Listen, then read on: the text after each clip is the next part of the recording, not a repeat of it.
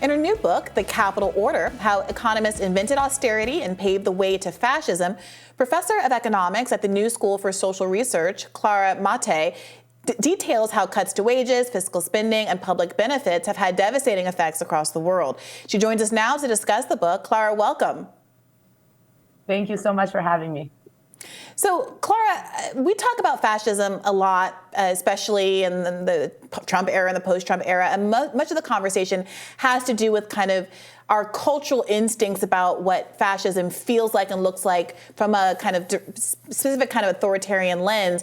But very rarely is there a more robust conversation about the economic underpinnings of fascism, this kind of definition that talks about the merging between corporatism and state power. Tell us why we should be looking at austerity in particular as something that's a crucial factor on the road to fascism.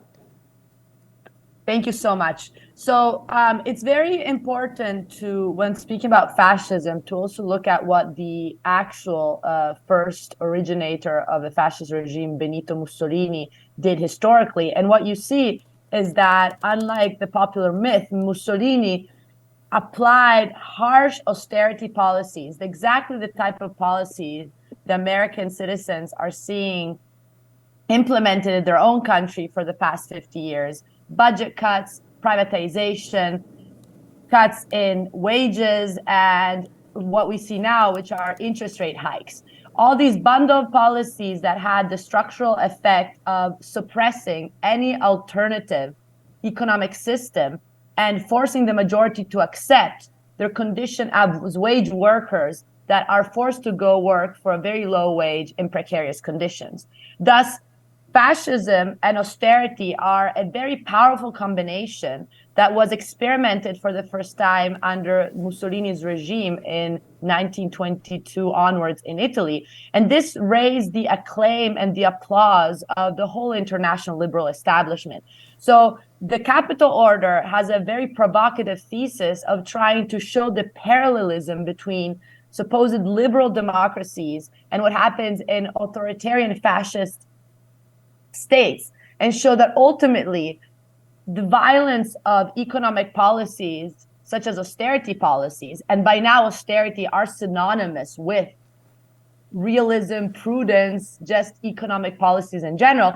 These type of policies are not neutral, they're not necessary, but there is specific classist political choices that have the effect of precluding democratic participation in the economic management, and especially foreclosing any alternative to capitalism and keeping the population in check and accepting their condition as exploited, precarious workers.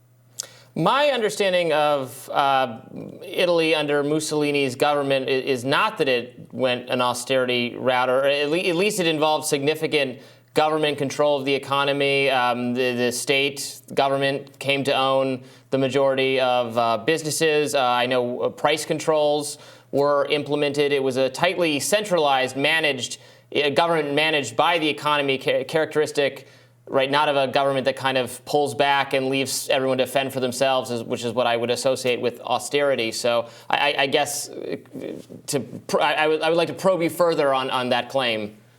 Yes. Thank you. Yes, so this is very important because historical narrative are crucial to justify the present. A bourgeois historical narrative of fascism has clearly tried to see fascism, associate fascism with the word corporatism, and understand fascism as the actual exact opposite of laissez-faire market policies. Actually, what you see is that this might be true for the 30s, even if we would need to qualify that as well.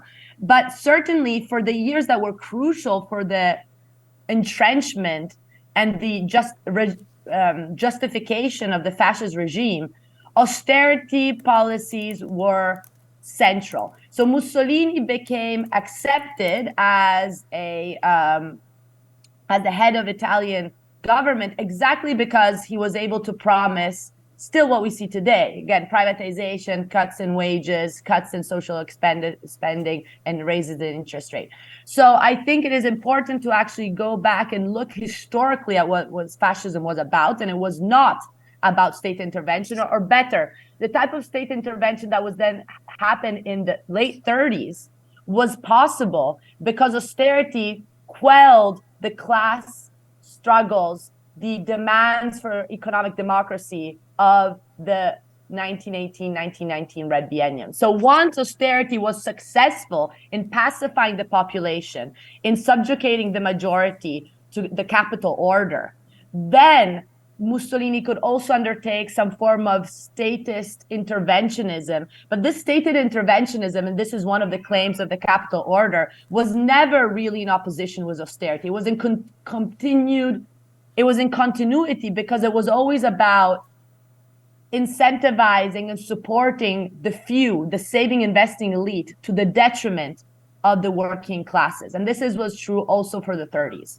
I think this is such an important point because I think so often in the public imagination, when we're talking about state ownership of businesses, it is conceived of in this kind of authoritarian context. And a lot of people think, well, what guarantee do I have that the kind of nationalization that sometimes democratic socialists in the United States will talk about is actually going to yield benefits for the workers instead of simply concentrating power in the hands of corporate elites? And I think that's where I think the left needs to do a better job of talking about worker ownership as opposed to as a corporatized state ownership that can be just as coercive and exploitative as private ownership. So can you help us understand what the kind of alternatives to kind of austerity were emerging in Italy and perhaps in other places around the world that fascist authoritarians were trying to undermine so that the workers didn't have as much autonomy and control to push back against these authoritarian regimes? Thank you. Yes. First of all, I really want to stress what you just said, which is the fact that the dominant narrative tries to show that the alternative to capitalism was a non-alternative. I was just mentioned by Martin Wolf as one of the best books in 2022 on the Financial Times.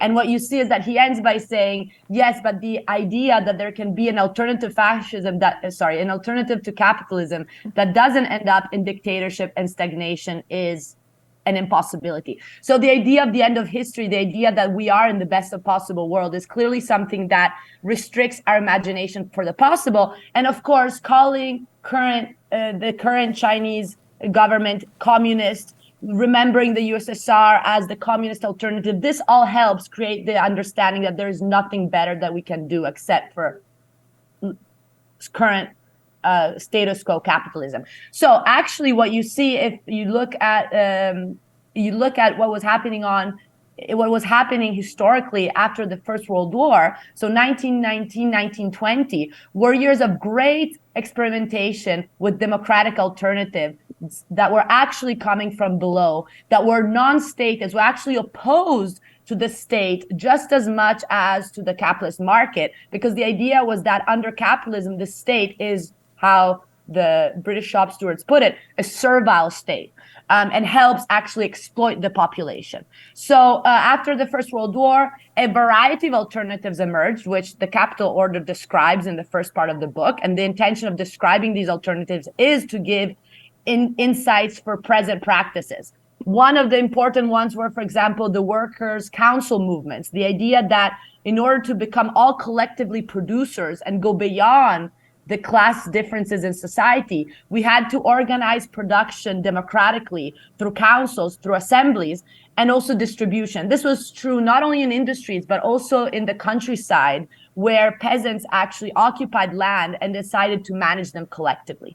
Then we had the case of the Guild Socialists in Britain that were very successful in producing for use rather than profit, and abolishing wage relations. And also the cooperative movement was quite widespread. So all alternatives that are claiming the central agency of workers and participation in decision-making. And of course, today, given the heterogeneity of the working classes, we would have to think of councils that could be also neighborhood councils, something that, by the way, is happening, for example, in Chile, in other places of the world. Alternatives to capitalism are present. They are there. They're just never spoken of because, in a way, they go against what is fruitful for the dominant ideology.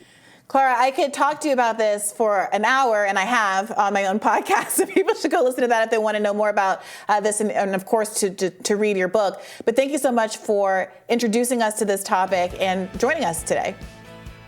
Thank you so much. It's great. All right, that's The Capital Order, How Economists Invented Austerity and Paved the Way to Fascism. We'll have more rising for you right after this.